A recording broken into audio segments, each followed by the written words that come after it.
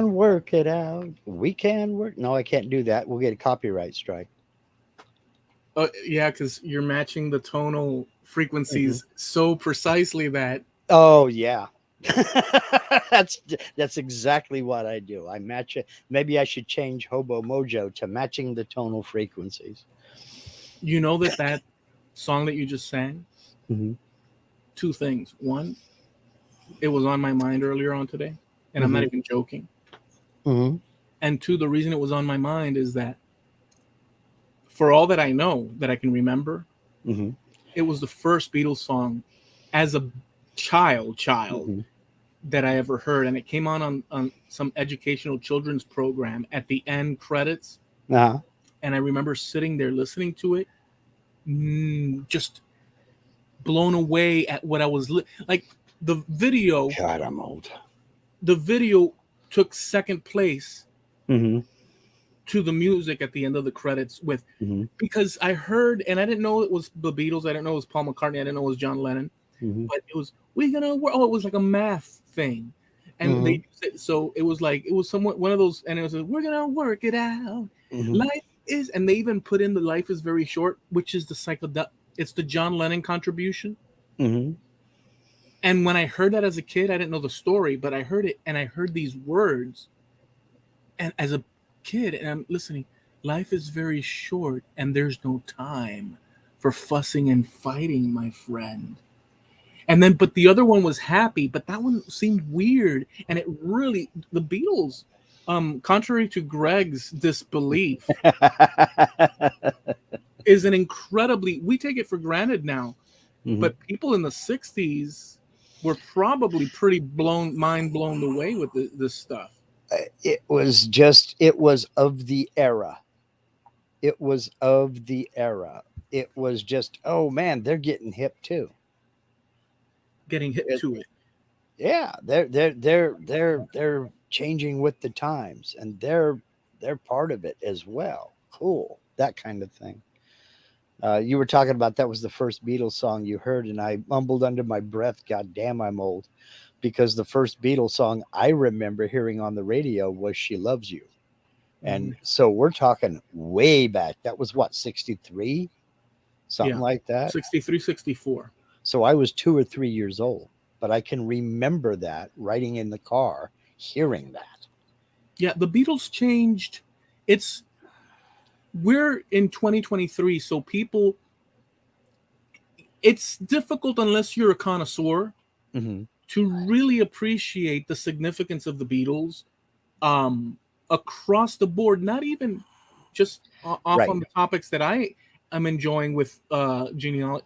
In the Spanish world, it just across the board, across the world, the Well, Beatles were so powerful in lyrical hmm, concepts, in the musical decisions they made. There's no, there's no world in this reality. Well, that doesn't even make sense. In this world that we exist in, you can't say pop and be someone that knows something and not be just and not consider the Beatles as a catalyst of epic proportions. It well, can't you said it yourself. We take it for granted that that's always been there, and it yeah. just hasn't. Somebody had to come up with it. Hmm. Somebody had to invent it. Somebody had to record it first and put it out for public consumption. Hmm. And unless you were back there during the time, or as you say, a connoisseur, excuse me, connoisseur, and are digging back into the old stuff to trace back the roots, or just because you like the music, if you're a You would pedestrian guy never know like the me, origin. you'd never know the origin story of it. Yeah. Yeah. And And you the ding dong sure never would make the connection that the Beach Boys and the Beatles were kind of in this unwritten competition with one another to yeah. push one another and see how it goes. You Yeah. know. It's just there's no anyways, it was the first song I can remember Mm-hmm. and it would have been the '70s, late '70s. So it could have Mm-hmm. been 76, it could have been 77, 78, or 79, Mm-hmm. entering into the '80s, up until '80. Mm-hmm. It could have been within 77 to '80. So I'm Mm-hmm. thinking any of those 3 years. because I used to stay at the Undertaker. Mhm. I used to stay at the Undertaker's house. I used a daycare was an actual friend of the family that lived just on the same block on the Mhm. second floor, and she'd turn on the TV, and what would be on TV would be Chips. It Mhm. would be the game shows. Because in the afternoon, once you left your kindergarten or whatnot, you're waiting for your parents to pick you up. So you're Yeah. sitting there. She'd put on the TV and I could watch cartoons. But I remember, as a matter of fact, listening to the Beatles and "You're Gonna Work It Out" or "We're Gonna Work It Out," and it was without knowing Mhm. it etched itself in me to the point where when you were singing the song earlier, Mhm. it reminded me to go back. And I was thinking about it earlier as well. So, Well, um, well, I didn't mean to get you off on that tangent, man, because I know you had something else to talk about, but it was just one of those spur of the moment things. It could have just as easily been another tune, because I am that way life is very short and there's no time. for fussing and fighting, my friends. I mean, um, we had, I do I started channel memberships on my YouTube channel. yeah. And I do a members only live stream on Mondays evening. And we had a guy who made a clock. And I show pictures of people's projects and we talk about, this, that, and the other. He made a clock face out of Corian, solid surface countertop material. Hmm. And he carved the numbers into it. And then he carved a quote. And he filled those carvings with epoxy, black epoxy, and then polished it all up, cleaned it all up, and man, the thing looks fantastic. Nice. But I looked at the quote and I said, okay, bonus style points if you can guess what song this quote is from. And the quote was, "Every year is getting shorter, never seem to find a time." And three people got it out I of can't remember the I it sounds familiar and I can't, but I can't draw it from the ether. I talk about them a lot. Say the Just lyric a again. lot. Every year is getting shorter, never seem to find the time. It sounds like Pink Floyd. It is Pink Floyd, Time, Okay. from the Dark Side of the Moon album. Jamie got it. Hey! Well, I did say it sounds like Pink Floyd. Yep. Yeah, For and goodness you, sakes. you you beat him. So Jamie Page stole my thunder live on air. not really. He joined in. I'm being dramatic. Ah, okay. I'm being petulant and dramatic. Welcome JP, Jim Dockroll, Linda, Harneal Media, and the Wolfman Jack. All right, baby. Welcome to Starsky and Hutch, the Fall Guy, Alice from the '80s show sitcom show Ada. Welcome to all the cast of Ada's Enough. 7 is pushing it. 8's enough. Yeah. Um. So I'm gonna touch on this. Hmm. I didn't pre-package this, but this is something that I saw. Oh, and Bob Lee's wood shop is Bad in Bob. the house. How So you we want to doing, walk. Bob? It's good to see Bob again. It's been years.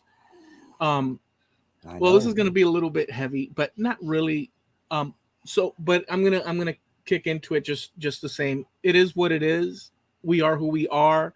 I can't help being how I am. Neither can anyone else. We can adapt, we can change, we can shift. But at the end of the day, we have a certain amount of different qualities interacting that creates who we are. For the most part, we're able to change apparently, but there's some sort of essence that is each human being. And unfortunately, my certain essences goes in certain directions. So I will say this. So here's the bit. Um, I've touched on it before. There is this whole to do. So there's a whole community on the internet. There's plenty of communities, but there's a whole community that is called the atheist community. And you may think atheist falls under one umbrella, or atheism or whatnot. And you may think that this is religious, and it's not quite, or anti-religious, and it's not quite what I'm about to say. But there is a category called the atheist group, but that category breaks into many different. There's people that are boisterous for one reason or the other. Some people are quietly atheist because that's just the conclusions that they've arrived at and whatnot. But there's a group on the internet that's so ardent that they are all about going after religious folks, because their worldview is such that they feel that the world would be better without these religious things. But something has been brewing throughout the years, where you have these people being very, and there seems to be an attachment of nastiness with their dialogue with other people and whatnot. But that to the side for half a second. They've been using science to disprove religion, and my contention is that those are two different disciplines or two different categories that, although they may share, you could say that, oh well, this exists because it was created by an intelligent designer, or you can say, so there's all these complications, and they try to use science, and both sides use science. There was a debate that occurred by a Dr. James Tour, which is a professor of chemistry and this and that, and a YouTube personality, which is, he says he's a professor. He's not a professor, but he does pop, in-depth professor style stuff. And it was building up and building up because this atheist professor guy, pop professor guy, started to, what he does, I'll say this, what he does is he goes after prominent figures in order to raise his credentials and acquire more subscribers by looking for papers and information, and then poisoning their image, the other person's image, high standing figures, in order to draw people. And so people get a kick out of that. And he went after Dr. Tour, and Dr. Tour is an incredible scientist. Yes, he's more than just a professor. Yeah, he's one of the top 10, top 20 microbiologists. Yeah, in the world. But this guy, this pop guy, happened to go after Dr. Tour and did a video series that he doesn't know what he's talking about. So the contention is this. This is a little bit, I'm working in it. I'm trying to word it as I go, but the contention is this. There's a field in science called abiogenesis, and it's at the core of all of this.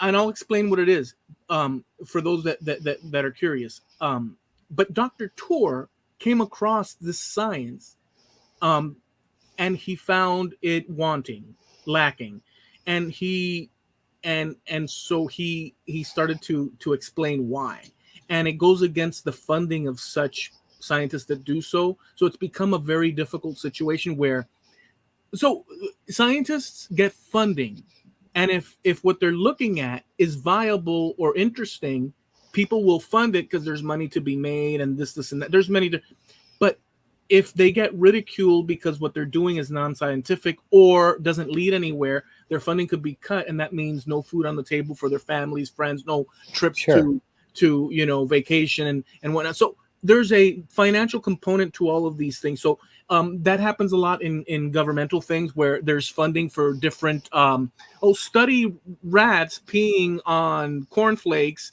and they'll take a funding grant for that, and we all pay for that. Well, science has the same thing in private, at the private level, and at governmental levels as well. So people make money by doing things that may or may not be valuable. Anyways, Dr. Tour went after it because the abiogenesis, the idea of abiogenesis, is that they're looking to find they're basically looking to create life. They're saying, how did life begin? So what was that first cell? So what they do is, in the lab, they go and they try to figure out what the chemicals put together to create life and for life to replicate. Because what happens is that So you and I, so we're made up of all these cells that create our eyes, that create Right. our nose, the ability to breathe, our thinking, our hands, our movements, all these things. So the idea of abiogenesis, everything started from a cell, and it had to multiply into two cells and continue to do so in an environment that was supposedly catastrophic with gases that would destroy those cells.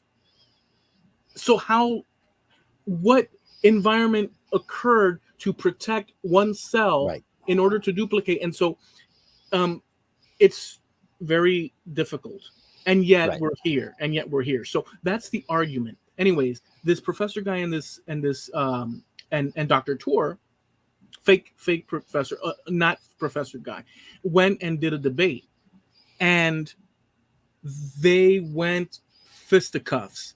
However, the YouTube celebrity guy Mm-hmm. was exposed because he did have the paper, he did have the ability to perform rhetoric, Yeah. and rhetoric is powerful and important. I'm going to try to end the whole thing, but there's one more piece to just round the curve.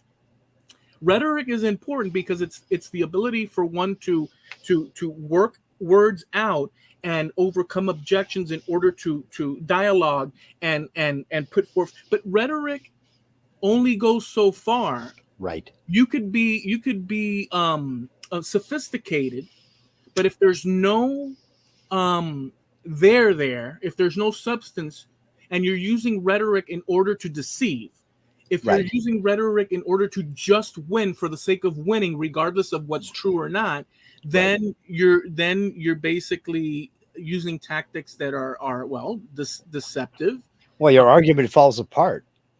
Well, no, well, that's where we're going. Yes, in reality, your argument falls apart because you're bullcrapping your way to success, Mm-hmm. in terms of the discussion. But here's the bit: they did their and it's savage. It's savage. They did their debate. Um, After the fact, and Tur he would take, the other guy would show him papers, and he says, "Now show me in the paper.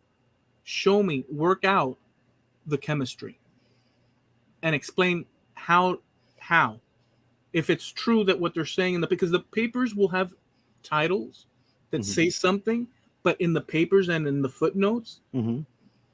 it's bullcrap, or at least the assumption that people are reading in certain cases Mm-hmm. is not what's in the, because it's like a magazine. They have the headline, Mm-hmm. which might be wow, but when you read, if people are honest in their papers, Mm-hmm. they'll do an accurate, boring title that's just saying what it's kind of like YouTube videos. If you say Right. walking dog today is different than I walked Snooper and Snooper ran And into, this happened.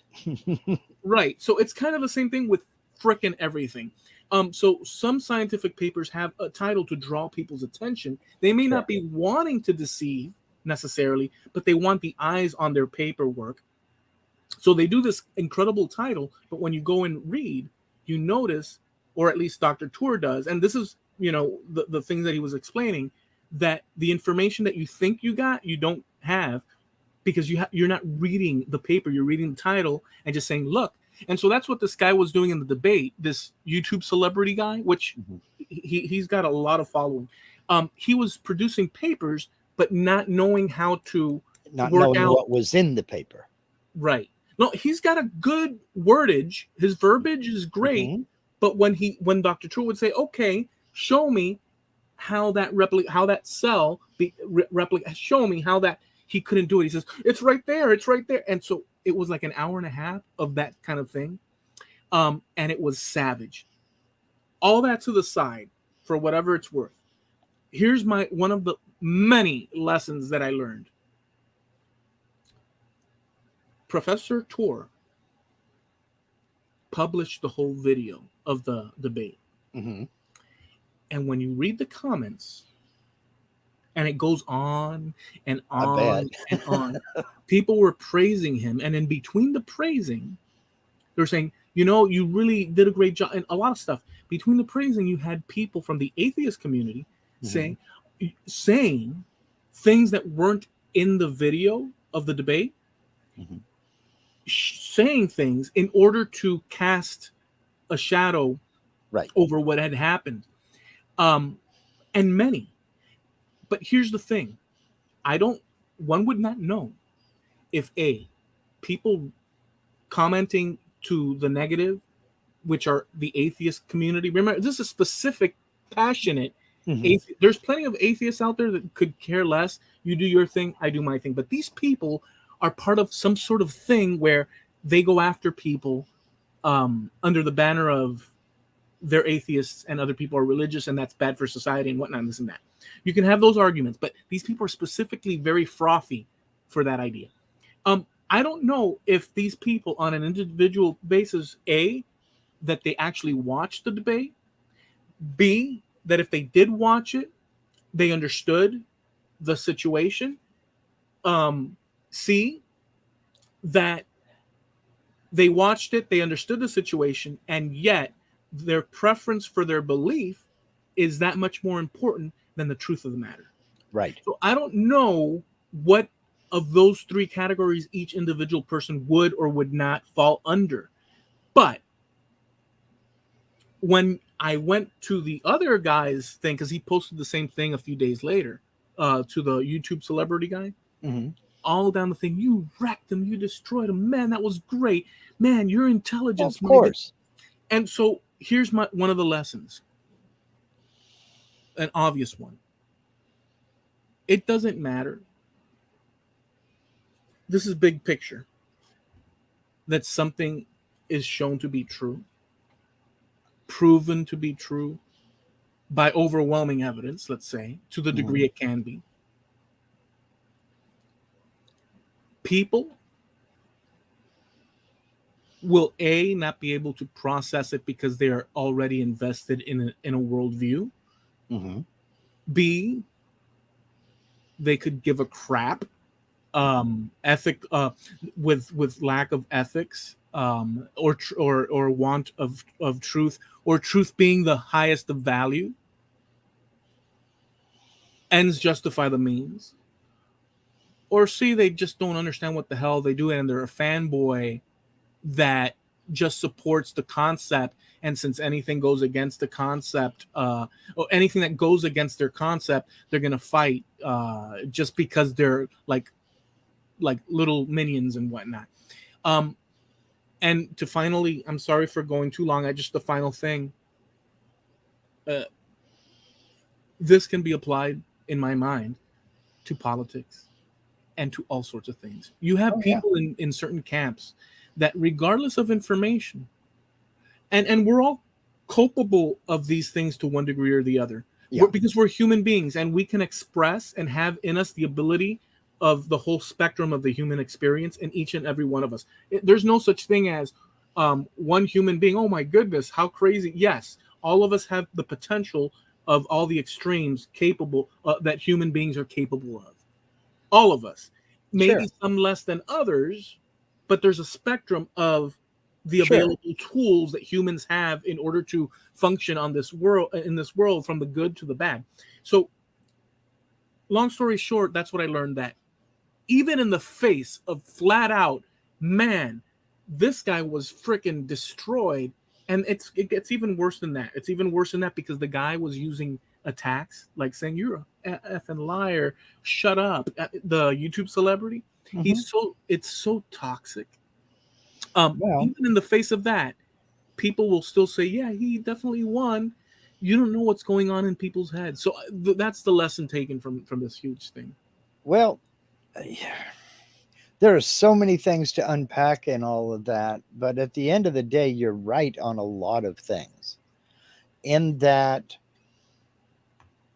most people, I think, are guilty of this, it to one degree or another, and that is the most important opinion is their own, and that's the only opinion. And everybody else is just wrong unless they agree with you 100%. Well, yeah. I think most of us are guilty to that to one extent or another on any number of things, you know. Mm-hmm. Um, Yes. but on the YouTube guys end of this, it's very easy. He's found his rice bowl. Yep.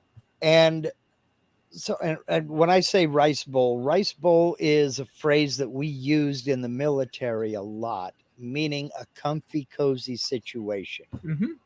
where, you know, the money's coming in, you've got some security here, maybe you've got some small time fame, maybe you've got some big time fame, but you're in a comfortable position and everything's going great for you. So he's found his rice bowl. He has found his crowd. He has found his audience. Mm-hmm. And of course, his audience is going to say, oh man, you wiped the floors with this guy. Mm-hmm. Of course they are. But it's also a matter of, I don't want to go off in one direction. It would be very easy to go off in, but you can always tell when somebody has lost the debate because they run out of substance and get personal. The minute you run out of substance and get personal, that's it. That should have been over right there. You just lost because you ran out of data, you ran out of facts, and you ran out of substance. And you had to resort to get personal in order to try to bring yourself back up a notch and recover from your defeat. Well, I don't play that game. So, as far as I'm concerned, this debate is over. The minute you get personal, that shows your frustration in that you're either your argument doesn't hold up, your data is wrong, or you're just not prepared. Yeah. I mean, Yeah. so, you know, I mean, it's that kind of thing can be funny to watch, especially if somebody has been particularly toxic. Mm-hmm. You know, watch them, get called on it. Look at you. You can't even back up your facts, your so-called facts. Mm-hmm. You're reading the headline, then you're reading the tagline below it, but you don't know what's in any of those paragraphs. You don't understand what's in any of those paragraphs. Because if you did, you wouldn't be making that statement. Yeah. The title was "We Are Clueless," something to the effect of "We're clueless." Are we? Or the debate is: Are we clueless as to the origins of life? And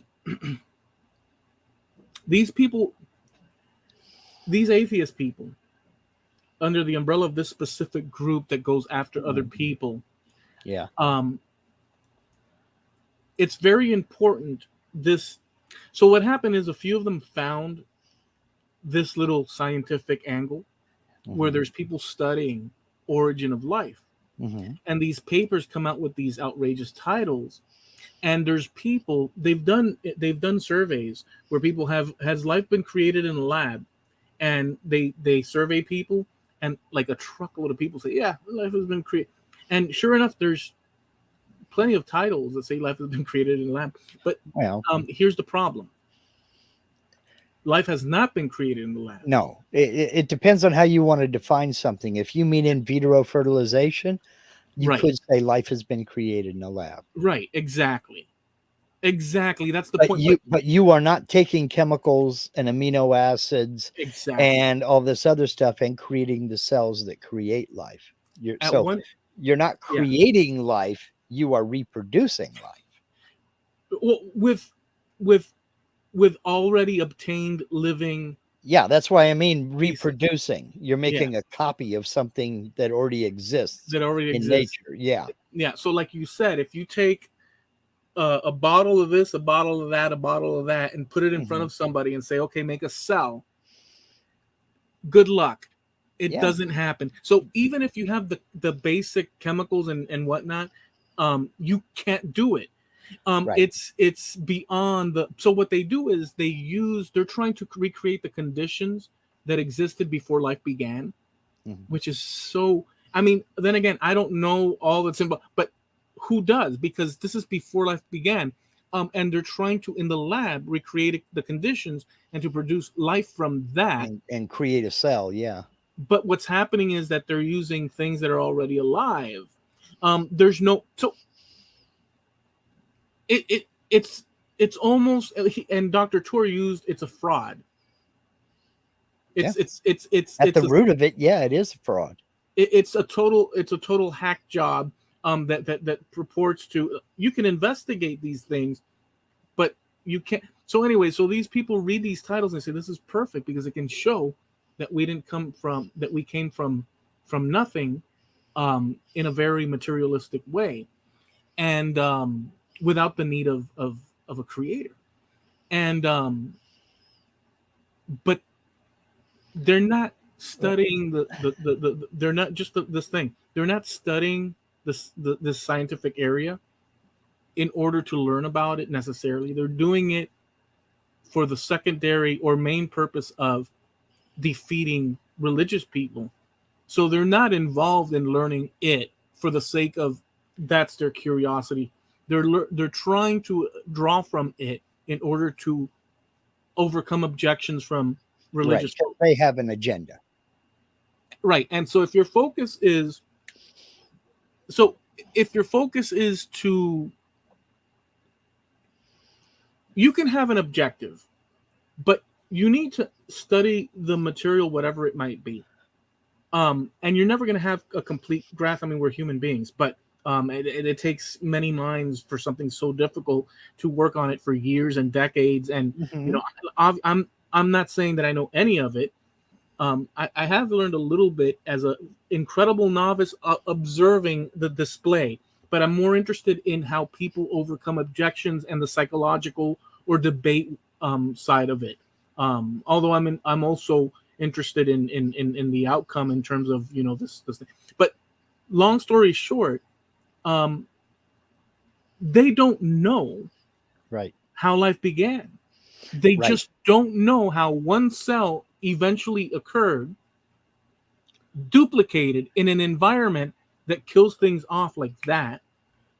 And so the excuse or solution that the scientific and community and atheist community and all these people that are necessarily, or not necessarily, but to a degree non-religious believers, and the two shouldn't necessarily cross in terms of Yeah. these things. It's But what they do is that they say, after billions of years and enough tries, it's like playing what's that oh, foosball.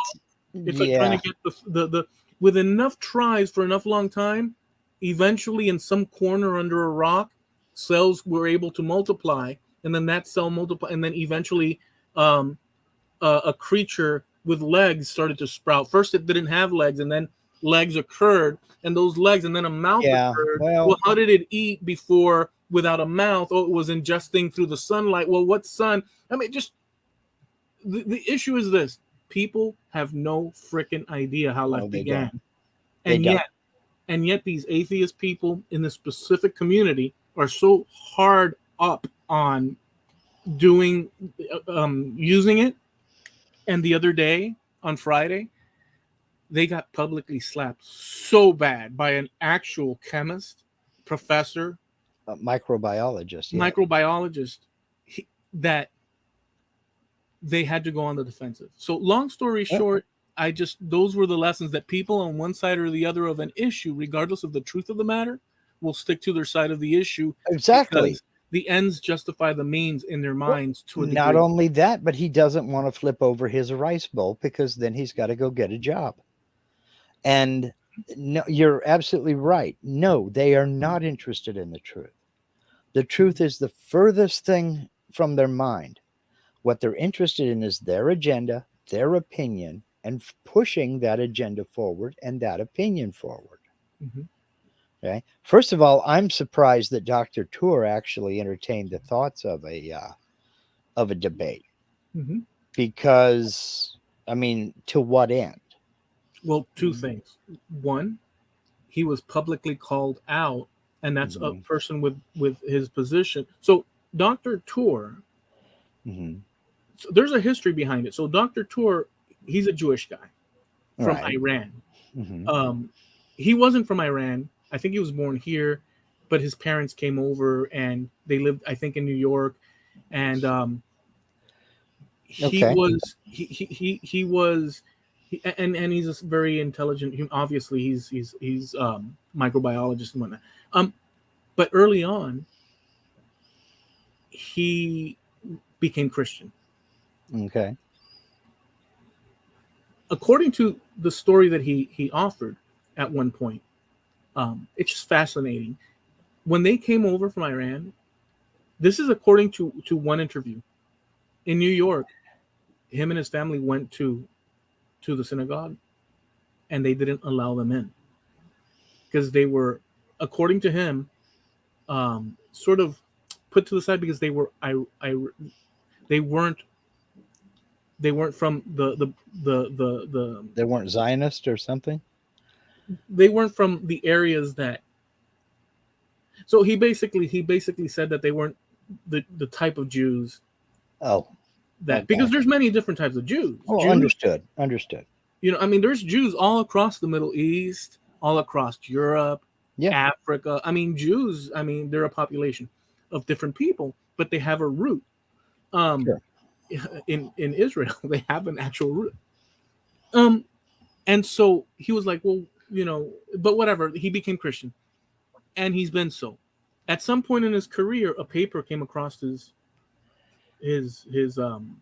desk that stated something about the origins of life and whatnot, and this and that. And he read the whole thing, and he said, and at the end or somewhere in between, it said, and we, if you sign this, if you agree, and it was like some sort of scientific thing, if you agree that we have yet to discover how life began or whatnot in a scientific way. And he says, well, Hmm. I agree with that. He said, yeah, I agree with that, and he signed it. And once his name was signed on it, other people in the scientific community saw his name, and he started getting rejected from certain things. Like, Hmm. he's always doing his work, but he is religious as well. Hmm. And so that's how the ball got kicked off. He said, no, this is quite reasonable. Yes, I may be religious, I may be a believer, but I can perfectly do science. Hmm. Um, although I have this thing here. I mean, for goodness sakes, all the scientists Yeah. across the ages were religious. All of them. Yeah. Yeah. Well, not all of them, but the majority of them. All the great discoveries from Go were people that believed. Even Yeah. though you have belief, but there's a new world now, Yeah. or a new worldview that these people, these atheists, are trying to push, which is, um, if you have a belief, that infects everything else because they're anti-Christian, let's say, is what they are. And here's the thing: I'm not on their side on these things, but I'm not. I believe that you can believe whatever the hell you want. I'm just discussing it because I find the contradictions so staunch. They reject. Also, this is part of the whole thing. All history of mankind, because it was infected with not only religion but certain politics, discoveries. Just it runs the gambit. The gambit. It runs the Hmm. gambit. So these people are trying to redefine everything, um, and eliminate the past. Well, And they're using excuses that are so childish. And there are people that grab onto it because they don't know or don't take the time to reflect, just. And so there's that kind of a battle occurring. I find it very fascinating. I think well, it's stupid, but yeah. You remember what P.T. Barnum said. There's a sucker born every minute. Um, Steve at Harniel Media says, I want to know how they know what the conditions were before life was created. yeah, they they I they mean, they can look at certain rock formations and, gases trapped in that, but that's about it. I mean, it is an educated guess, and archaeologists and geologists will tell you that it's an educated guess. They And in fact, that's their default position is we don't know. We don't know. We still have to look into it. We don't know. The indications are this, but we just don't know. That has to be the default position because that's what science is. Science is the discovery. Science is the investigation. And just about the time you think you have something figured out, something will come in from left field that'll make you go back and look at what you think you know. And it may confirm it or it may challenge it. But that's what science is being open enough so that if somebody does come up and challenge it and they have proof, you have to be open to looking to that evidence and seeing if there is an issue with your research or with your control group or was a sample contaminated or whatever. I mean, any one of a million possible variables Mhm. could be Well, there. one example Um, of a problem. Go ahead. well, Jim has just said most good scientists' default answer is we don't know, but this is the theory and why, and this is why it is the theory. And yes, that's exactly right. But if they get evidence that either proves that's well, let's take the word prove out of that. If they get evidence that supports the theory, that bolsters their case. But a good scientist will also take evidence that challenges their theory, and that causes them to dig deeper. Scientists are like journalists in this way, Mhm. in this way, and in the climate that we live in today. And there's plenty of examples. Journalists are supposed to report the truth. Mhm. In theory, that's kind of the basic thing. But we have seen that journalists will, in fact, in many cases, at at best, looking at it at best with the best, you know, eyes or best intentions, leave out certain Yes. information that's not according to the direction that perhaps Yes. they wish to. And scientists do to and they do so. The journalists do so because they have a job Uh-huh. that puts food on the table for them and their, kid and lover living in the Upper East Side. Um, and so and their crack dealer in the Bronx. So scientists get funding Sure. and there's investment in certain ideas and whatnot. And some people are quite creative with their. So it's the same world, or I'm sorry, it's the same principle. People are working under certain pressures Right. and they're acquiring benefit from it. And if you rock the boat, Mhm. you get problems. Okay, Right. so in certain cases, so so in that respect, a scientist, um, you would hope, and that's why they do the titles in some cases that are a bit grabby, Mhm. just like you'd see in a mag, because Right. you want to draw people in. But I'm sure that many of these scientists don't expect people to just read the title and not read the paper to understand what the specifics are that are involved in such things. So you have that problem. Right. And it also depends on where the funding has come from. Because if your funding is coming from the National Cheddar Cheese Association. Foundation, you know, yeah, you're probably going to come to the conclusion that Swiss cheese is bad for you Yeah. because they want you to buy more cheddar cheese. Mhm. You know, um, I'm trying to think of stuff that is safe to talk about here. The National Underwear Society says that the elastic in your waistband is too restrictive and can cut off circulation. So you need to buy these roomy boxers and step out of your tighty whities, literally and figuratively, and step into these nice roomy boxers. Yep. because they don't make tidy whities, they make boxers.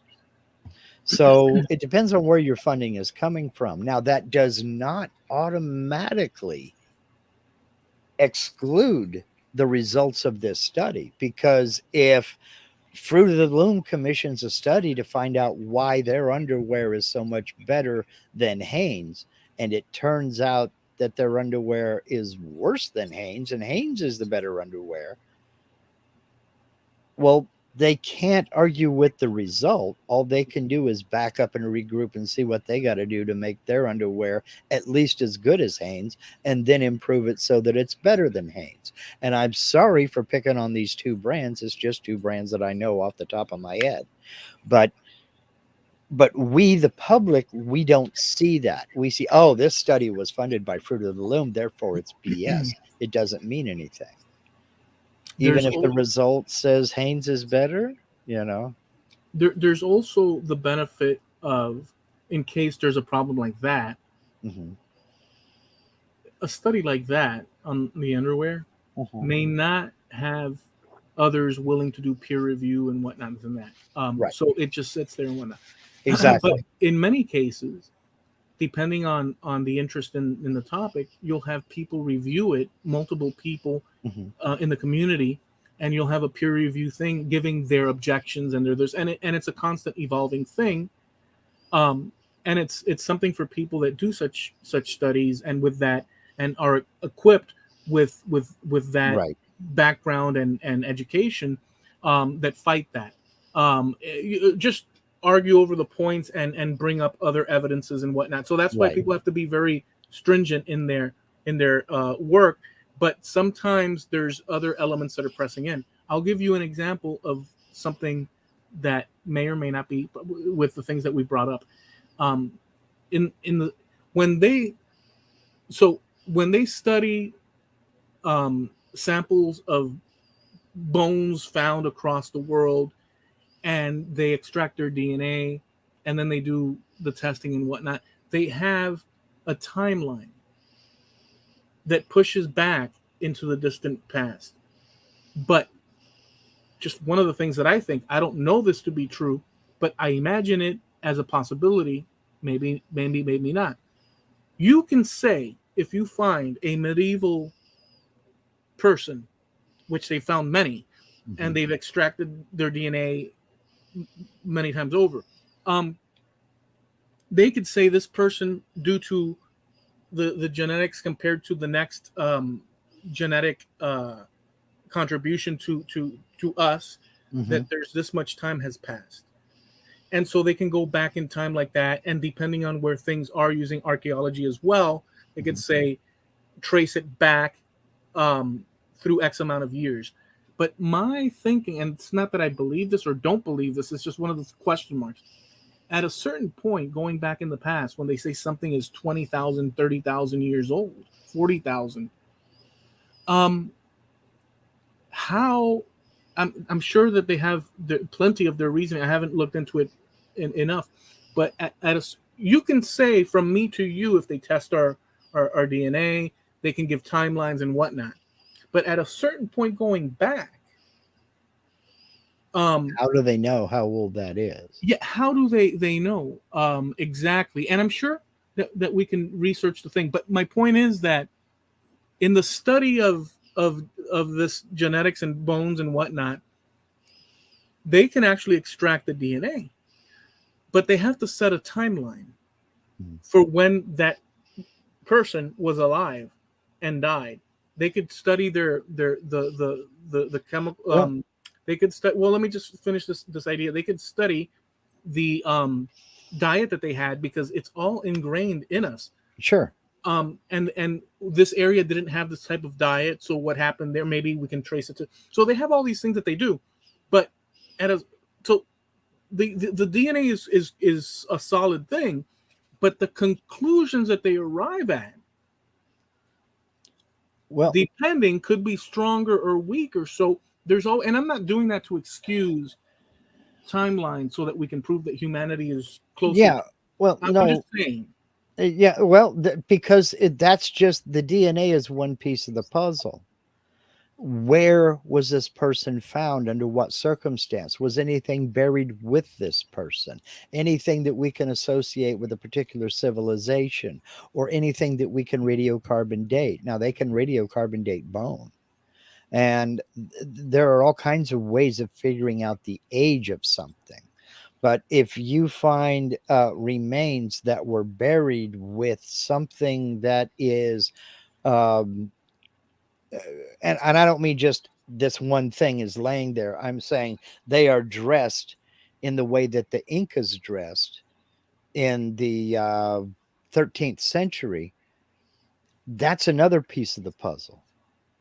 So there are all kinds of different things that they can do to figure out these timelines and compare them to other findings in other locations. Well, this has got a remarkable match to this person over here who was found buried with this, that, and the other. So it's possible they're from the same timeline, but we don't know yet. Further investigation, then they find further remains somewhere deeper in the cave, or so what I'm getting at is it's not one guy doing all this. These are teams of people that collate information Yeah. from various sources. Hmm. And by getting together and putting this information together, they can come up with a theory. And these timelines do change. They get pushed back, they get brought forward as new discoveries are made and as new evidence comes in and new conclusions are drawn. So and that is the major part of science. Science, not all science is written in stone. There are very few things that are absolutely written in stone.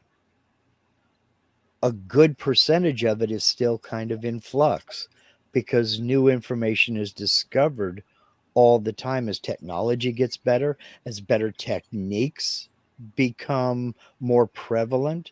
I mean, 40 years ago, DNA uh, testing and what have you was unknown. It was still being worked on, it was still being invented and developed. And the amount of information we have discovered with DNA technology has just exploded. But I honestly think that we're still kind of in the doorway. We haven't gone through the door yet because I think more and better is coming. As good as it is now and as mind blowing as it is now, if you get into it and study it as you have, I still think more and better is coming. Of course, it's exponential. Just the Yeah. other day, there was a paper that came out that a group of scientists from Florida Mm-hmm. were able to extract human DNA Mm-hmm. from the air. Serious? Oh, that messes everything up because now every sample is contaminated. From the air. Yeah. Oh, okay. Here's a good one for you. According to archaeologists, what is the present? According to archaeologists, what is the present? Mm-hmm. Like the now? Mm-hmm. In what context? Because the now is Okay. just Well, simply that. It's the moment we're living in. it doesn't go as far as that. I don't remember the exact day, but the year is 1952. That's when the present started. And that was because that was the time that they have basically collectively decided we did so much nuclear testing above ground and underwater and everything else that anything after that is basically contaminated. So radiocarbon dating can't really be um, it's suspect because of all the contamination we have done. So they consider anything after 1952 very, very hard to determine. And that's what they consider the present. So anything before that, they figure is okay. But anything after 1952, it really can't be trusted. Yeah, we don't know. as far as the limit of my thinking in terms of this one thing, and there could be an answer. I don't know it, but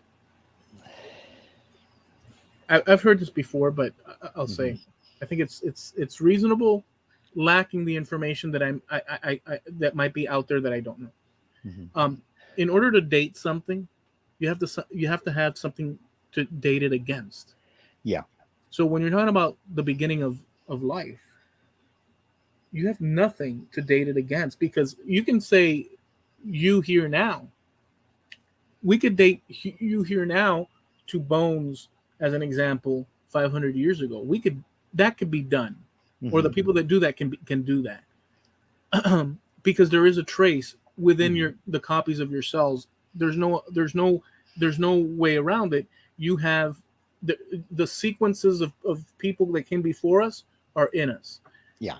in indiscriminately every human being. Mhm. You can go to someone in the jungle with one of those poison darts, and believe it or not, you share sequences with that person like you would not. Now, the order in which they're Right. arranged may be completely different because it's two different groups of people that Right. branched off a long time ago, so they can work stuff out like that.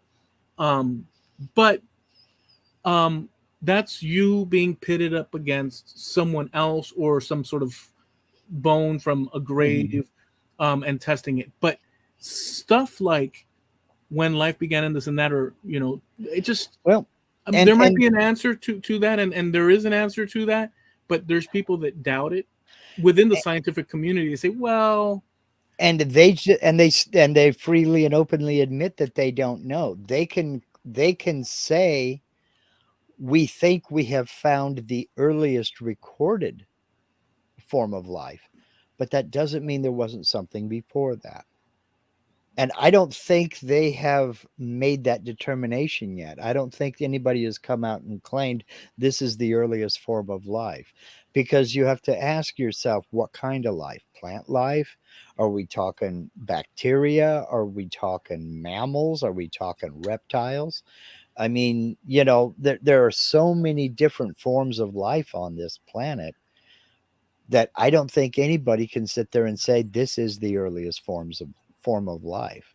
and Now, one of the I have heard it said that bacteria are some of the earliest forms of life, but that's only because they have found traces of bacteria along with some of the earliest forms of life they have found, be they dinosaurs or plants or what have you. one of the arguments that people make is that if they find a rock, Hmm. this is a simplified thing of what they actually say, which is, if they find a rock and they date it to 10,000, 100,000, whatever the case, Hmm. and they test another one and it's a different date and whatnot. Um, the argument to the contrary that they make is that that rock has always been on Earth. So you're measuring what? So, like, let's say all the chemicals that you're made up of have always been here, that I'm made up of. The sand Yeah. is the same sand, and the rock is the same rock today as always. So it's like Oh, you're oh, saying that's X amount of years, but that might as well, it could be anything. There's nothing to measure it again. Now they do the the radio car, the carbon radiation of dating, it yeah. and all these things, but what are they measuring that against? It's all been here already. So Uh, that's one of the arguments. but not in that form. Can you take a piece of glass from a broken window and say that that is sand? No, Mhm. you can't. The sand that made that glass, the particles that came out of sand that made that glass have always been here, but not in that form. That's These true. are people that don't understand basic geology, igneous, metamorphic, and sedentary. That rock, or sedimentary, not sedentary, Jesus, that rock was not always a rock. That is what a sedimentary rock is. It's made of sediment that is compressed over millions of years. So it's wasn't always a rock. It wasn't always there. Our yard is littered with agates that are igneous rocks that formed due to volcanic eruptions. That rock was not always there. It was always a piece of, it was a part of the magma that came out of that volcano. So that rock was not always there, you know. So petrified wood is stone, but it was not always there. It was something else before that. And before that, it wasn't there. It sprouted from a seed that germinated, Mm. you know. So there are there are certain things that you can say, yes, you're trying to measure the age of something. From when it was formed. But you have to have something to measure it against. Well, we have its surroundings to measure it against.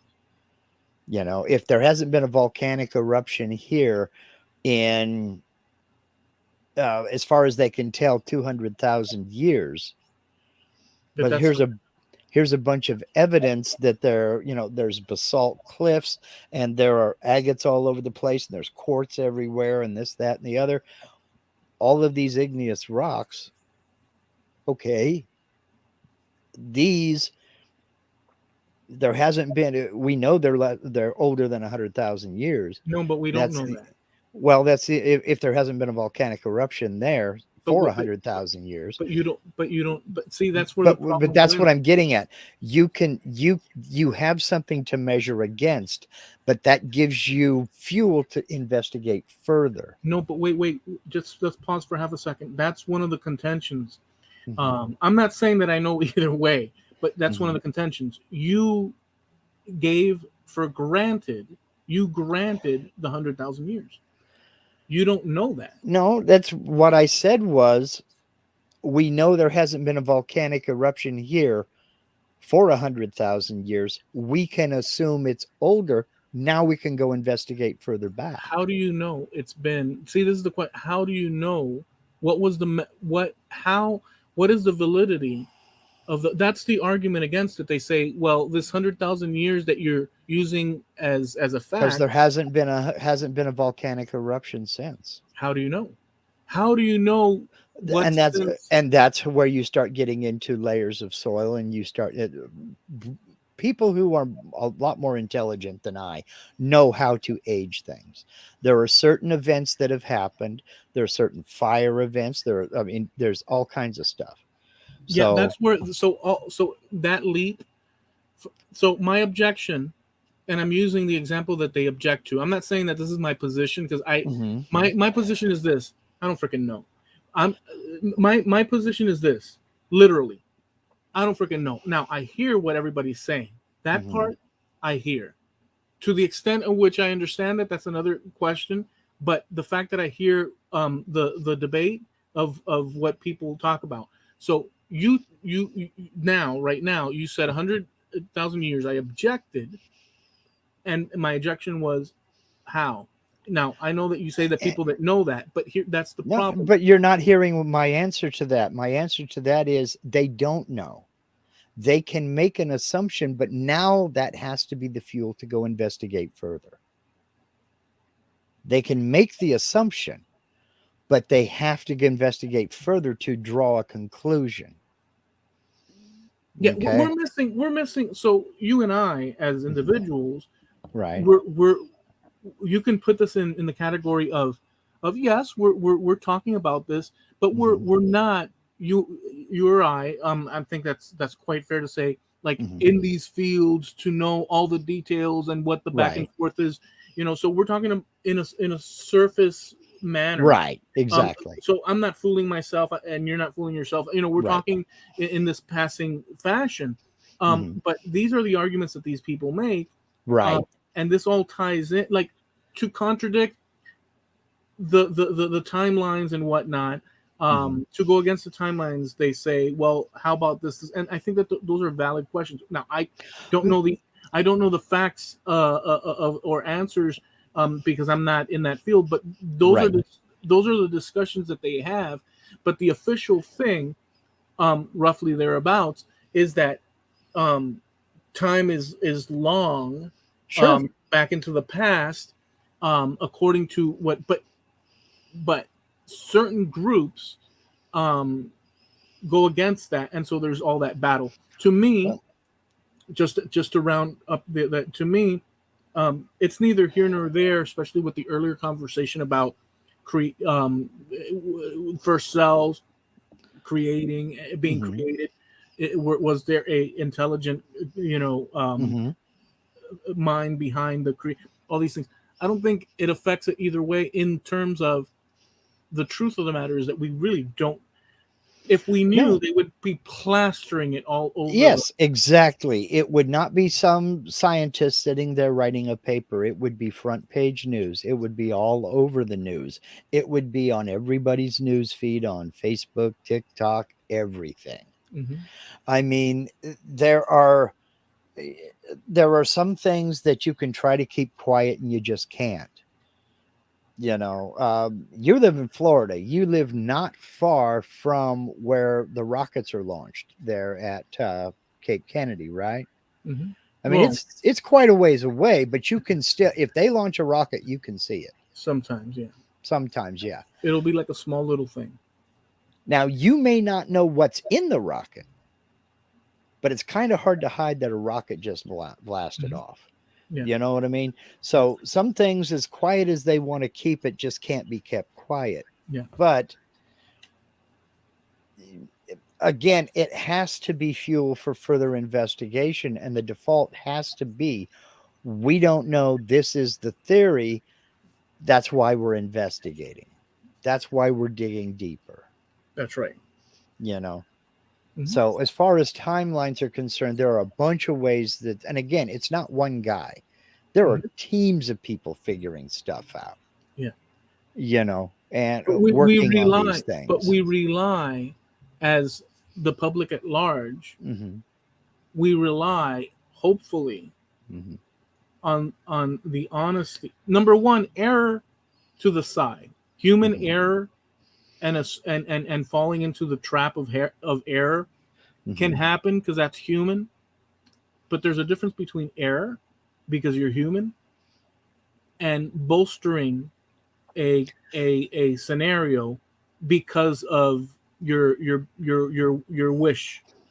And that's why reviews are so important, peer reviews, and because that's another part of science is the ability to replicate with predictable results.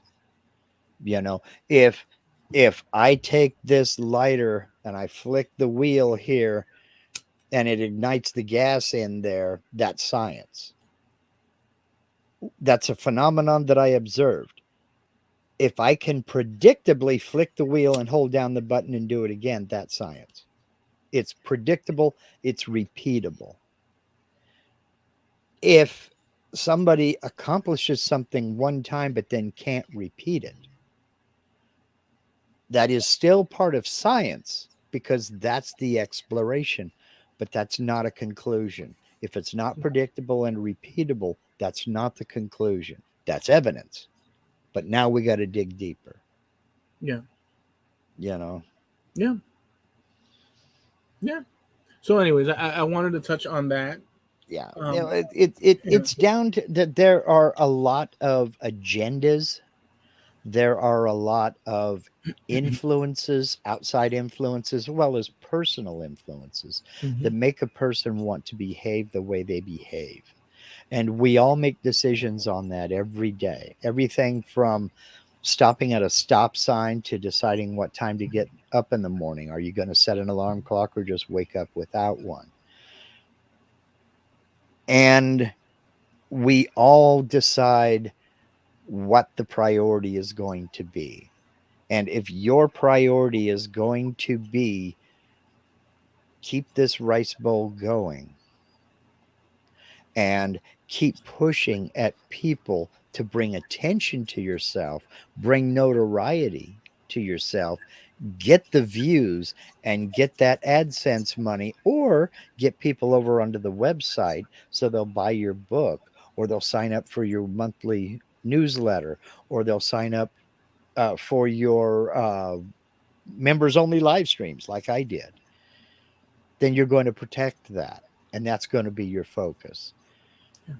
you know? So, I mean, there are a lot of variables in this entire discussion. And I keep saying it over and over, people are people and they're going to work to their own benefit, Yeah. you know? Whether that be an intellectual benefit, just the gaining of knowledge, or some sort of physical or financial benefit, they're going to work to that end. Yeah. Or ideological benefit. Sure. Yeah. But at the end of the day, that's nothing more than ego stroking. I'm right, you're wrong. Or ignorance. There's also True.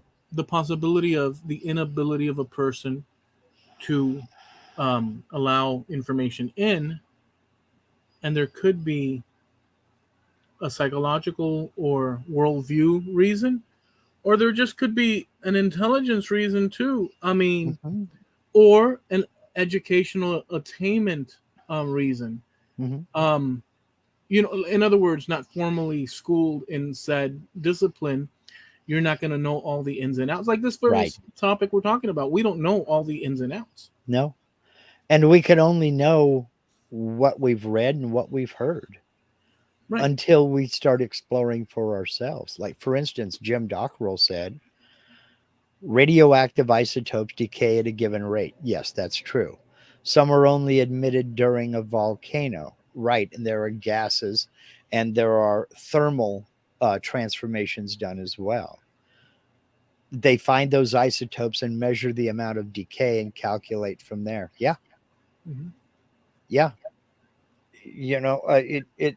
And make no mistake, all of life, be it animal or vegetable, all of life emits radiation as well, even long after we're dead. So Yeah. What else? What other comments do we have? let's see here. Yeah, absolutely the case. Jim Dockrell says in a couple hundred years they'll be talking about how primitive we are today. Mm-hmm. Yeah. Any thoughts on that? Of course, there's information coming. So, as far as each individual is concerned, Mm-hmm. we, how could I put this? There's information coming out daily Mm-hmm. that the population at large can't consume because either they don't want to, are not interested, haven't stumbled on it for whatever reason, Mm-hmm. but it exists now and people are ignorant of it. Well, And as a society at large, there's too many other different types of things that each person may or may not get involved with. So it would take years for things coming out now to be readily acceptable to the oh world at yeah. large. Uh, uh, remember when? Remember when you got your first computer Mm-hmm. and how cool you thought that was? Yeah. We are now in the minority because we are on computers right now. We're now in the minority. This was the highest tech there was. And I can remember even further back, I can remember saying, what else is there to invent? We've got everything. Mm-hmm. What else is there to invent? And then computers exploded. And now we've moved beyond computers. People are using their phone or a tablet or something, a small mobile handheld device on Wi-Fi. They're Wait not till they even get old. bothering Wait with a till they get computer. old. Wait Oh till they yeah. get old. Oh yeah. Wait till they get old. You just wait. 3 or 4 years ago on this very show, we were talking about we don't know what the next big thing is going to be. Well, then along came AI, and that is still growing. There's That's nothing still pleasurable. increasing. There's nothing pleasurable of seeing images this big. No, there isn't. Not to me, anyway. I mean, you've gone beyond what I've got here. I'm sitting here with a 24-inch monitor, and you're on a 32, right? Yeah. I cannot. I we have a 32-inch television in the living room, and I think that thing is ginormous. Linda wants a bigger one. I don't blame her. She sits back a ways from it. She's not sitting right on top of it watching. But then again, I can't imagine. Yeah, look at that thing, will you? I can't imagine sitting in front of that. Look at my But hand compared to the thing. yeah, Wait, let me see if I can draw it back further. Hold on. I I'm gonna can't have a, imagine sitting in front of that. I really can't. But look at then that. again, 10 years ago, I couldn't imagine sitting in front of a 24-inch monitor. So, yeah, that thing is huge. Jeez. Isn't it? Yeah, that's outrageous. That's crazy. And like I said, I'm sitting here with a 24-inch. Remember when your mom used to say, get back away, at least 6 feet away from the TV. You're going to ruin your eyes. Now we're Yeah. sitting right on top of them. Yeah. Yeah. It's insane. I'll tell you. But and by the way, just to I guess end that bit of it, that debate was so, I liked it so much that I've watched it like 4 or 5 times already. You do And that too? You do that too? You find a video that you like and you'll go back and watch it 5, 6, 7 times? first time or maybe second time, I Mhm. don't do that usually, but what I liked about it was you have this arrogant, toxic person that was Getting completely, yeah, completely. Now, Dr. Tor mhm. um, isn't a debater, Yeah. so he got animated and stuff because the guy's frustrating as hell. But so it wasn't like perfect in terms of the the My the dad's bigger than your dad. No, he's not. Yes, he is. right, but in essence, the destruction, it's shameful. The one guy, Mhm. it's shame, and yet he claims he won, and yet his people agree with him, even though. So I like that because I learned that it doesn't matter the truth. Yeah, it's That's not, irrelevant. that's a side possible It's thing to irrelevant. a consideration. What's Yeah. important is to uphold one's stated worldview and Mhm. protect one's team at Mhm. all costs, Yep. and to minimize and defeat anybody that goes against it, Yep. regardless of any dignity, chivalry, and just any of it. And so seeing it on a large scale Uh-huh. with so many people taking those sides. So look, if somebody loses or if something is wrong, it may irk because you held on to this said Yeah. thing. But at some point, you have to, at best, if you have some sense of humility, some. Now, people don't. The problem is this: do we, or do we not value humility? Do we or do we not value Not um, anymore. dignity? Do we or do we not value truth for the sake of truth? It's true that any worldview from any position that's destroyed or weakened, the person, a human being, has to work that out because it's shifted who you are from that vantage point and what you believe from Mhm. that vantage point.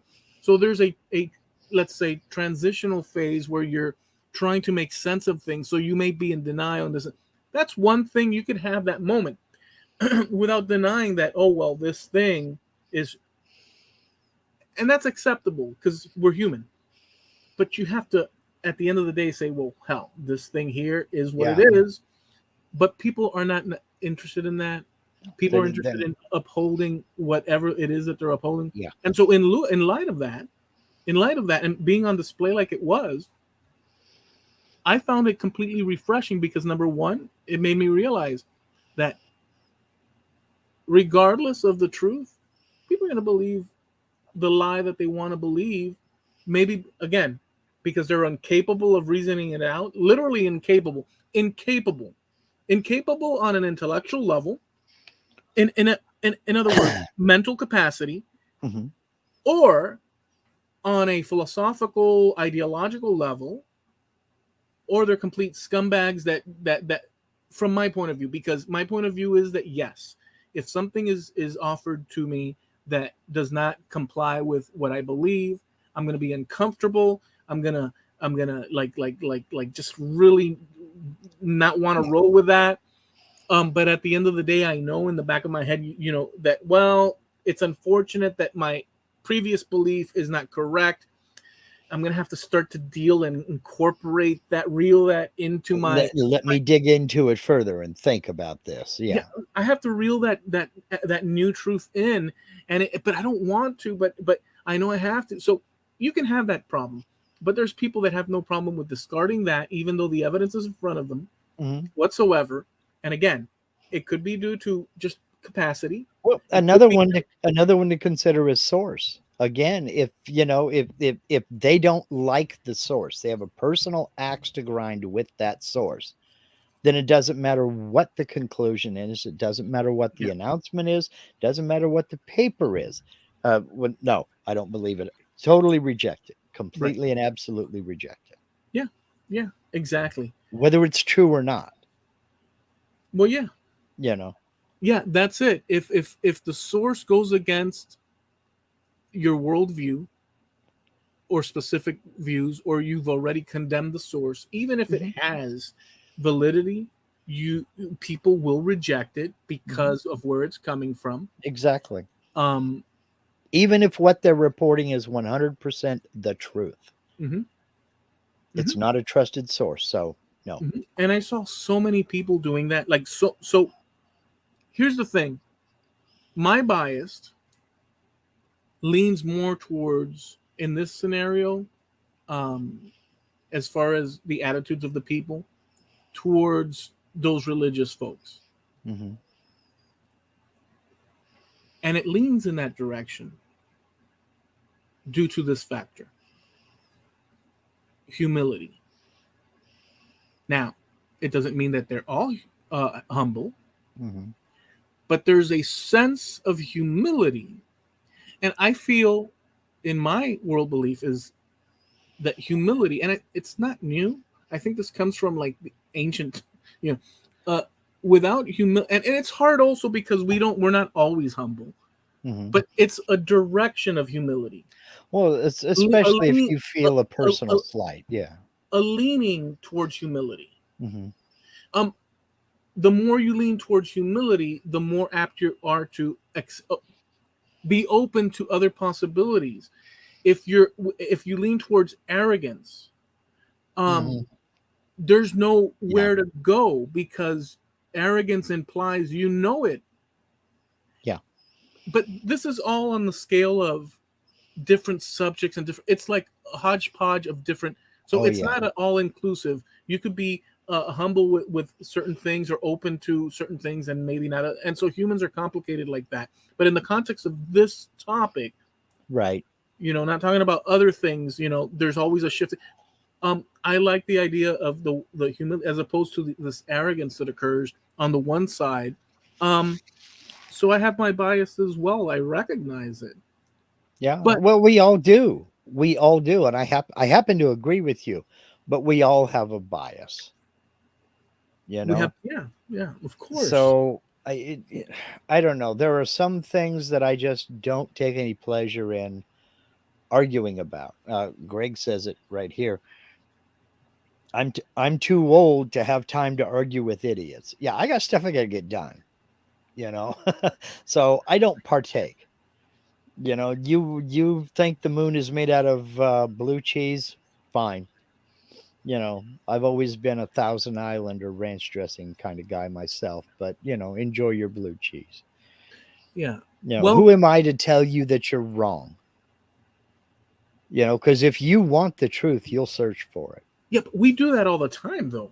Oh, we We do. We so do. although Greg says that, and I understand, there's certain things, and that's all up to the person. But in we in conversation, and if there's anything of meaning or of value to be drawn from a conversation, there's going to be situations that contradict one or another person's view in that conversation. And Hmm. the purpose of conversation is to sort of like um, knock around ideas and sort of, Hmm. if you're an honest person, Yeah. um, under these conditions, under that topic, Hmm. you're trying to sort of, and that's why people talk with you. I mean, you could say the trees are nice. The sun came out today, and it's a cool breeze, isn't it? Yes, it's a cool breeze, and that's pleasant trees.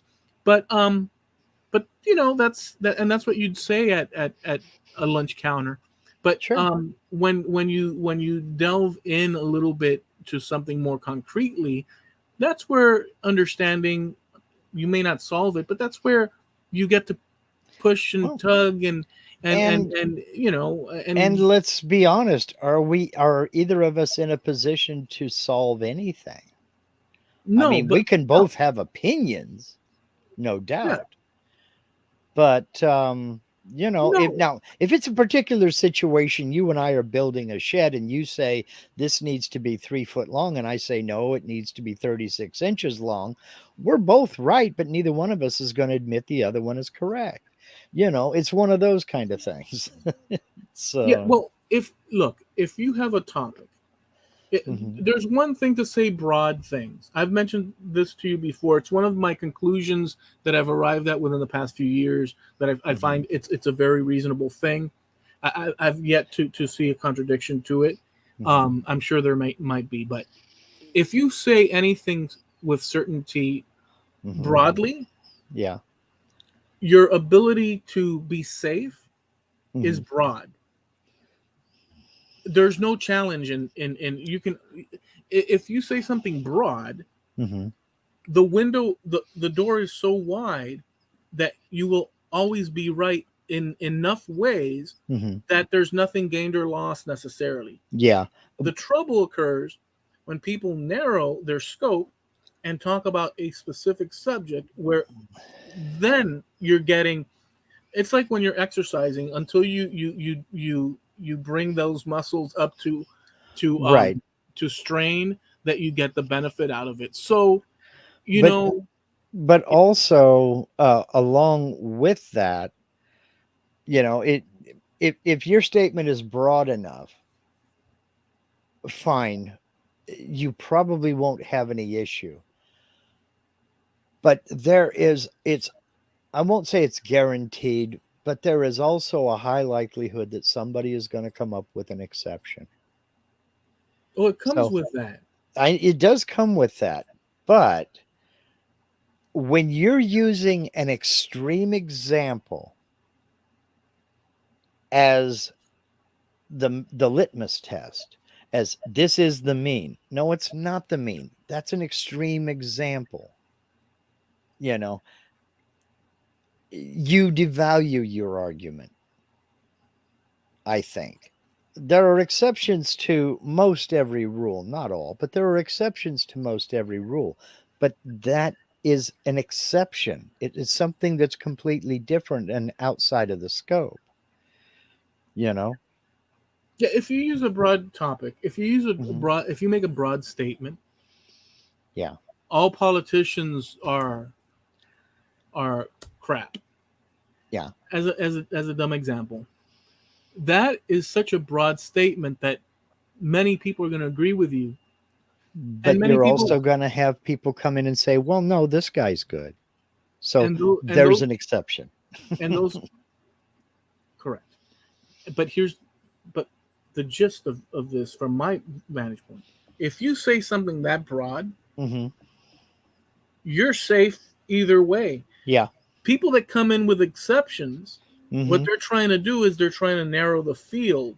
Right. They're trying to laser focus on something. Thank you. That's what I was trying to say and just couldn't spit it out. And my contention is, and my belief is, very strongly, it's one of my conclusions, is that that's where the action is, the Yeah. intellectual action, the Hmm. growing action. When you hone in on something specifically, Hmm. because you can say something broad, Hmm. and it Well, is, in a sense, um, a safe thing to do. Like, we do that a hmm, lot here yeah. because we're not necessarily focused on one like we're not, we're quite eclectic, you and I. in the way we're treating this podcast, we're not going, all That's the a diplomatic way of putting it, but yes. we're dip, we're diplomatic in terms of um being open to all sorts of ideas, Well, sure, because my mind has been changed on any number of things, and you might change my mind. Who knows? but we do that Hmm. in this setting, Hmm. um so that it's open, Hmm. and we are open, although we have our particular bias, as we're human. But the truth of the matter is that if we dig enough, and especially outside of the Hmm. camera, we can be very, very laser focused, you and I, Oh, on sure. any number of things. But um so my point is that if I we just went into a whole array of different topics within the context of the cell and whatnot and this and that, to the extent of our ability to do so, as novice and general, public, understanding, um we can only go so far. We Hmm. have opinions below that, but broad, and we were specific in what we talked about. But in general, we start off broad, roughly, in Hmm. certain cases, and that's a safe place to start. But Yeah. if I say the name of a person, the location, the Yeah. act that occurred, the time it occurred, the circumstances involved around it, and then top it off with a conclusion, if I do Hmm. that, if I do that, all of a sudden you're going to have a whole array of people, Yeah. due to all the specific factors That you you laid put out, in. Yes. that are going to come and claw into that argument, Hmm. or not. They could agree, but let's say, as opposed to if you say something broad like the detective found two dead bodies across the alleyway, it's suspect, but we're not sure. Well, everybody can say, oh, okay, fine. And some people will say, well, no, they want to hone in. If you're broad, you're safe, Hmm. generally speaking, because you're broad. All politicians suck. Okay, well, but if you say, hey, Mr. So and so on this date did this such thing and this and that, and he sucks, now, oh Well, boy, you better have your evidence too. You know. right. Um, a minute ago, I said something about the moon being made of blue cheese. And then Marsh came right in and says everyone knows the moon is green cheese. I want to know your opinion. Do you think that means Marsh is colorblind? Could be. I don't On the know. hand green. Have you done a have you taken a test to see if you're colorblind there, Marsh? Well, I can tell you that the cheese between my big toe and my little toe is green. Just kidding. Jesus. Ah. Okay, Jamie comes along and says, I just have a problem that if I know I'm factually right, I won't let an argument rest. Well, there is that. I mean, I can sit here and argue that Eloy is blonde all day long, but that doesn't make it so, you know? And if he's for certain not a blonde, but he's going to argue that his hair is not blonde. And I'm with you. I'm with you 100%, Jamie. It's hard to be that guy. It's hard to be the one who, no, damn it, that's just wrong. That's just wrong. You can't let it go sometimes, but sometimes you have to. That falls under the category of contrarian. Yeah, you believe what you want to believe. If you really honestly think I'm a blonde, then fine. Yeah, Sorry about your eyesight, but fine. well, the the requirement, Hmm. to my liking, Hmm. and I'm not the one that invented this. This is a tradition across the ages. So there's something. There's a word for it. Um, and I wish it didn't escape me. But let's call it. Me too. Let's call it dignity. But there's another word for it.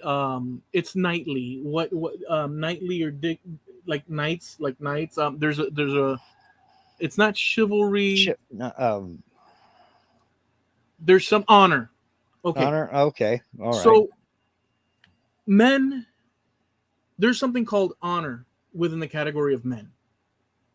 Men. Well, they're supposed to be. Well, see, now you're doing Yeah. yes. Yes. Through the ages, Hmm. when a man confronts another man Hmm. and offers words to Hmm. that other person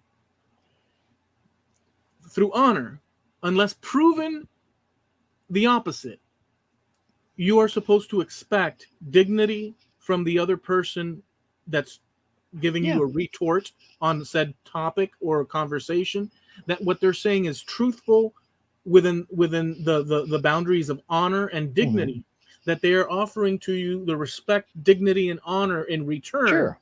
and you're receiving that from that other man, Hmm. and you're saying, okay, so this is you may disagree on points, but that they're coming from a place Well, yeah. of sincerity and truthfulness. That is, in my opinion, the standard to uphold. This other stuff about wiggling around and being slimy and trying to get off on some sort of deception and fraud. manipulate the system or manipulate the data. Yeah, Yeah. that is to me, that falls away Well, from it's now. dishonest. It's dishonesty and all that. That's the standard, Hmm. and by saying standard, that means that that's what you wish to attain. But Hmm. we're also human, and in any number of situations, one could fall short of it. But if you lean in the direction of trying to attain that, then you're heading in a direction, a propensity to. But if you lean towards being slimy, then that's what it is. And how can you work with slimy? In other words, how, if you're involved in a relationship with people in a general sense that are on about more so slimy than dignity, Yeah, that you can't work with them. You got to get yourself out of there. that's it. I mean, that's all you can do. Right. We so there's a standard. That's the standard. But Well, again, I express we're human and we're liable to make huge yeah, mistakes. but that's assuming you have honor and dignity yourself. Well, yeah, that's the standard. You know. So yeah, but there are a lot of people. For instance, people are also opportunists. You've heard it said that padlocks keep an honest man honest. Mhm. You know, and the implication is that if you leave your shed door open and there's a $500 tool sitting right in the doorway, odds are it may grow legs. Right. But if you close that door, you have eliminated one level of potential theft. If you put a padlock on that door, you've eliminated another level of potential theft. But But let's but to the hardcore thief, if they want to get in there, they'll get in there. let's look at that for half a second. So Okay. that you just said is dealing with unknowns outside Right. the boundaries. Absolutely. But if you said the same thing about your friend, well, I'm going out and my friend that's here at home, staying over the weekend, I'm gonna lock my tool shed because I don't now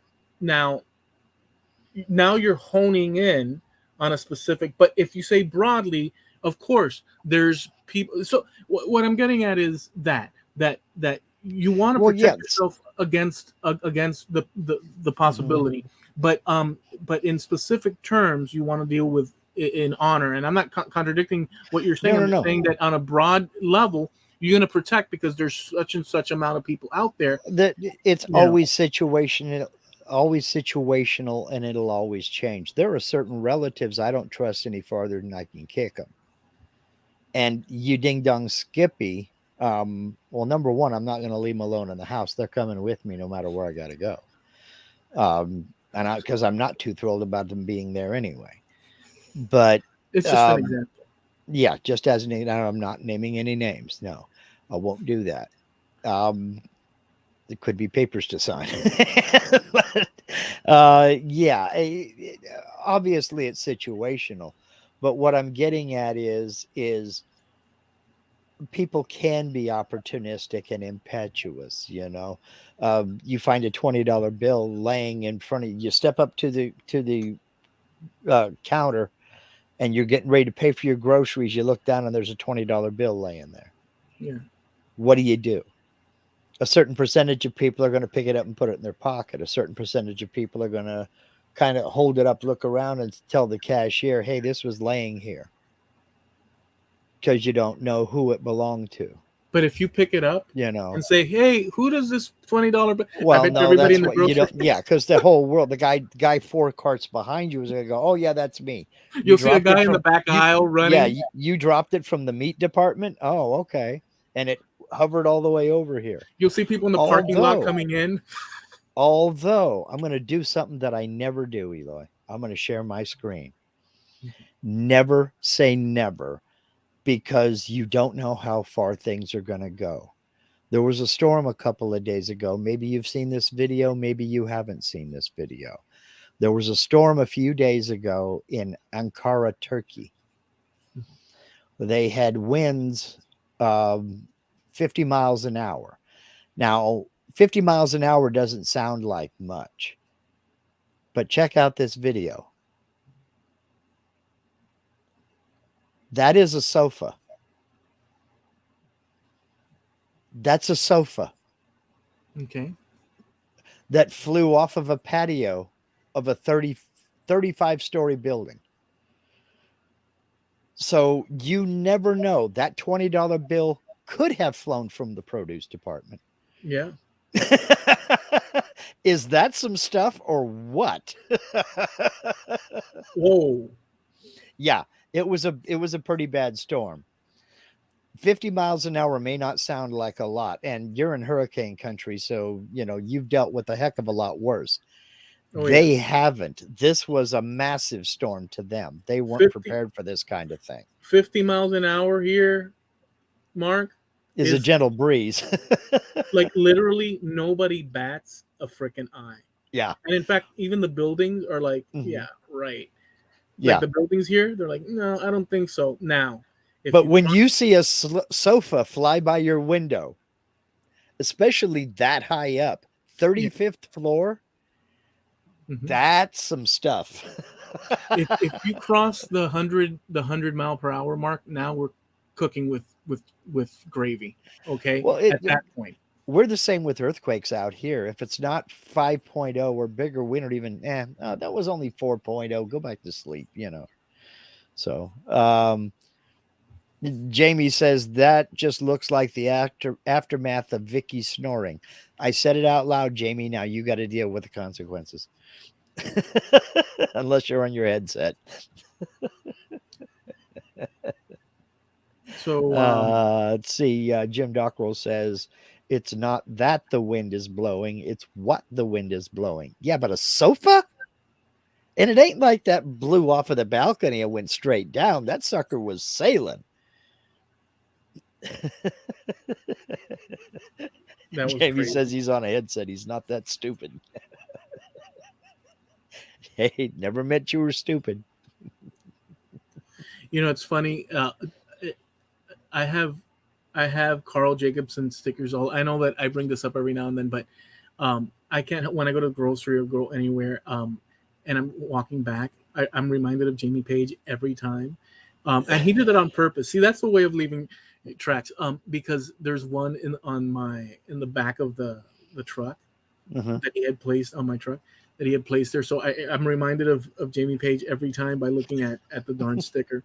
Um, the other day, I had some errands to do outside of the safety net of Sweetwater, Uh-huh. um, and I went. And on my return, I said, "Let me stop at this supermarket here instead of the one in my." Yeah, it's still there. Um, so let me stop at the supermarket that's outside of my home area, because just to do it in one, why do the extra driving? And I walked into this Publix, and Mark, it was, even though all supermarkets are roughly the same, but this was so different, and it was larger and this and that. But I really was taken aback when walking that all the people working there that I would run across were completely like helpful and willing to. Oh, sir, can I help you? Would you like to look at this? Just I was like, wow, and polite, and the cash register, everything was like unfolding in such a polite way. And I was like, wow, this is just like a few miles away from Sweetwater, and it's like a whole different world to me. Because over here, you're lucky if you get a not even a Mhm. thank you, and over there, just Gonna a have few to miles, start going to that store. dude. It was like it felt like I was in Disney World, and it's just a supermarket Mhm. because people were Well, so darn polite. I mean, it was like, wow. dude, I'm trying. I've been telling you that for several years now. That's that big city mentality where people just kind of got the blinders on. Yeah, yeah, move along. Next, move along. Nothing to see here. Move along. You know. Yeah, I mean, it was like, wow. I mean, yeah. I mean, hell, there's a supermarket close by, and this is Mhm. all springing out because of Jamie Page's the sticker and whatnot. Where I went the Mhm. other day, and it is in Sweetwater. It's another supermarket, dude. You can't believe how rude, just rude, the attendants and whatnot. Just like uncaring rude, like you're a stumbling block. Mhm. Next, next, Yeah. next, and Maybe but if we ignore these customers, they'll just go away. mhm. That kind of thing. Yeah. See, Jamie says the sticker I put on your car is the one when the dog got out. Yeah, Yep. it's still there. And Jim Dockrell says that's the only thing holding the car together at this point. Hey, you never know. You never know. Well, it's not inaccurate. I can tell you, it's not that inaccurate. Well, it's I'll tell you holding that. that certain part on. It is, it's an incredible thing, dude. It's an Yeah. incredible thing. I've had that car for so long, and yet it works. It's amazing. How long have you had it? I don't Since think we've ever. 2005. Okay, so you got it about a year after we bought our Jeep. So, okay. That's a Well, long time, dude. yeah, it is. Our Jeep is a 2004. Linda drove it off the lot with 25 miles on it, and she put 15 of those miles on it. And it's now, oh, I'm sure she'll come in and correct me. I know it's over 240,000. It's got to be getting close to 260,000 now. So Yeah, it's crazy, dude. It really is. now this is narrow casting here, and I know it. Um, Jamie says Carl stickers must be made from duct tape if it's still there. It's still there and it's untarnished.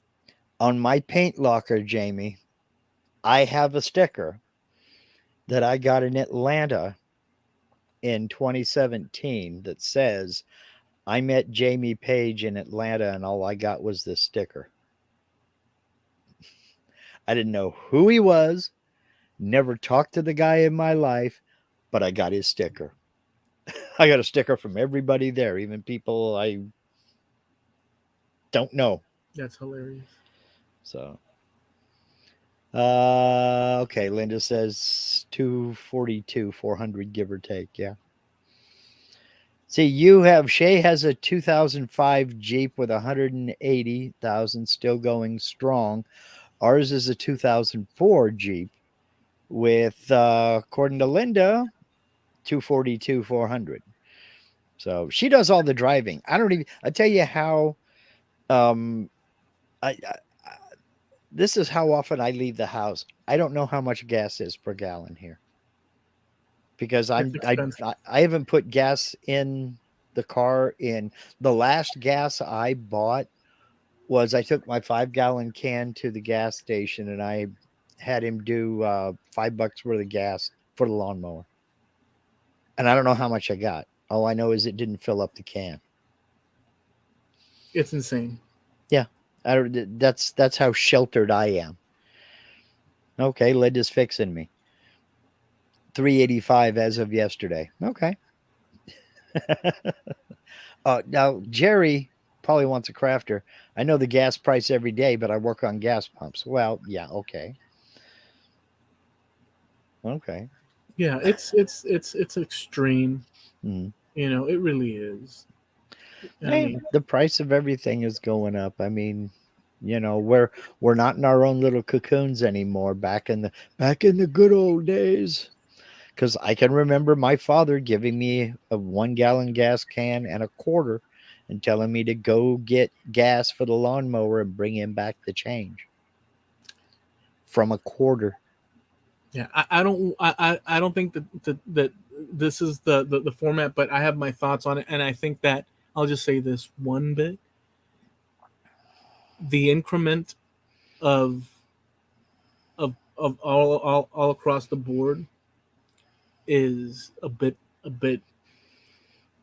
it's unsavory, and the amount of pushback to it. Well, what can people do at the end of the day? It is what it Yeah, is. you got to But eat.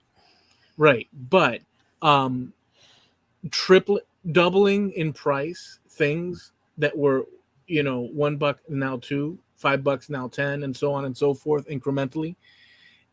Just it's a little bit rich. There's a lot of factors. There are a Yeah, lot of factors involved. yeah, So, well, we about ready to land the plane, or yeah. you got more to talk about? No, I think that We come up with a great discussion back in the green room, but Eloy wanted to talk about the debate, so we'll put that on for next week. But because yeah, I think that was real, it was fun and it was interesting. yeah. I forgot at this point, but I Oh, know I it was good. remember it well. Okay, all right. Well, I guess we'll land it. Okay. We're the Trampled Underfoot podcast show. You can catch us here on YouTube every Tuesday at 9:30 Eastern, 6:30 Pacific Coast time. And we also have a Facebook page by the same name, Trampled Underfoot Podcast on Facebook. And we, at times, I don't know if I should post the debate or not over there. Is that something that we could do? But we sometimes post the things we talk about, either pictures or a link or a video. If they're curiosities that people are interested in, they could go and check that out on the Facebook page. And we also have a website, trampledunderfootpodcast.com, and you can catch our past episodes over there by pressing the Wayback Machine button. We have a bunch of fun, entertaining discussions. You could download them and drop them in your podcatcher, etc. We're also sponsored by. Harneal Media, your web solution. Look, just you and me talking here. Okay, we're going to narrowcast a little bit. If you're thinking about increasing your web presence or developing a web presence. Okay, you're on Facebook, you're on the Instagrams, you're on, TikTok and all the other social media outlets. But the number one way to give your fledgling business legitimacy and a home base under your control is with a website. And when it comes to having a website with your own domain, I will go nowhere but Harneal Media. Now, Steve's a good friend of mine. I cherish that friendship, and he became a friend through his dedication to his craft and his dedication to what he does. The man is competitively priced. He is he gives you 100% personal service. I don't know how he does it because he's everywhere at the same time, moderating 13 or 14 different live streams all in a row.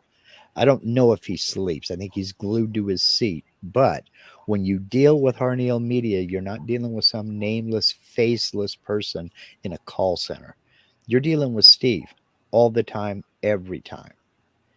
And that speaks volumes. So he's the only one I will ever endorse. Steve Nealon over at Harneal Media. That's HARNEAL media.com. Sponsor of Trampled Underfoot podcast.com. All right, great. So we want to thank all of you for hanging out with us, and we hope you enjoyed it. Well, have an interesting and fun and relaxing, enjoyable week all around. We wish you the best. Thank you for hanging out. We're going to take off now because we've talked enough now, haven't we? No. Yeah. So thank you guys. We'll catch you next time. See ya. Peace.